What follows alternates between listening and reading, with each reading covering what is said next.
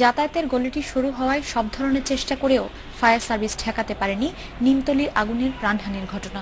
NTV ভবনের মাত্র 7 তলা ভবনের উচ্চতায় লাগা আগুন নেভাতেও গলদঘর্ম দশা ফায়ার সার্ভিস কর্মীদের।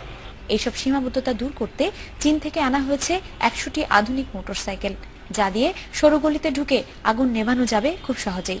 সেই সাথে এসেছে 100 পিকআপ, 100 অ্যাম্বুলেন্স, 2টি 24,000 লিটার ধারণ ক্ষমতার পানির বাউজার ও 2টি স্কেভেটর। চীনের কাছ থেকে অনুদান হিসেবে পাওয়া এসব যন্ত্রপাতি সংস্থাটির সক্ষমতা অনেক বাড়াবে, এমনটি বলছেন কর্মকর্তারা। আমরা প্রায় চায়না গ্র্যান্টে আমরা 100 মোটরসাইকেল পেয়েছি। এটা অত্যাধুনিক মোটরসাইকেল এবং 250 সিসি মোটরসাইকেল। 250 সিসি মোটরসাইকেলগুলো যে কোনো সময় রাস্তার প্রয়োজনে এটার মধ্যে 50 লিটার পানি থাকবে এবং একটা কম্প্রেসড ওয়াটার সিস্টেম থাকবে, যেটা দিয়ে খুব তড়িৎ গতিতে তারা দুর্ঘটনাস্থলে যেতে পারবে। এছাড়া ফায়ার সার্ভিসের আধুনিকায়নে 200 কোটি টাকার প্রকল্পও নিয়েছে সরকার। ইতোমধ্যে 62,000 স্বেচ্ছাসেবককে প্রশিক্ষণ দেওয়া হয়েছে।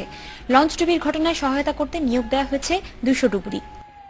এই 200 কোটি টাকার প্রকল্পে আমাদের ফায়ার সার্ভিসকে মডার্নাইজ করার জন্য আমরা বিভিন্ন ইকুইপমেন্ট কিনছি এবং সেখানে আমাদের গাড়ি বিশেষ পানিবাহী গাড়ি সহ আমাদের ইকুইপমেন্টগুলো আসবে এবং নতুন নতুন ইকুইপমেন্ট আসবে। আধুনিকায়নের অংশ হিসেবে দেশের 282টি ফায়ার স্টেশনের কর্মীদের দক্ষতা বাড়াতে প্রশিক্ষণের জন্য পর্যায়ক্রমে তাদের পাঠানো হচ্ছে সিঙ্গাপুর, থাইল্যান্ড ও মালয়েশিয়া সহ বেশ কিছু দেশে। নাসরিন জাহান, ইন্ডিপেন্ডেন্ট নিউজ, চট্টগ্রাম।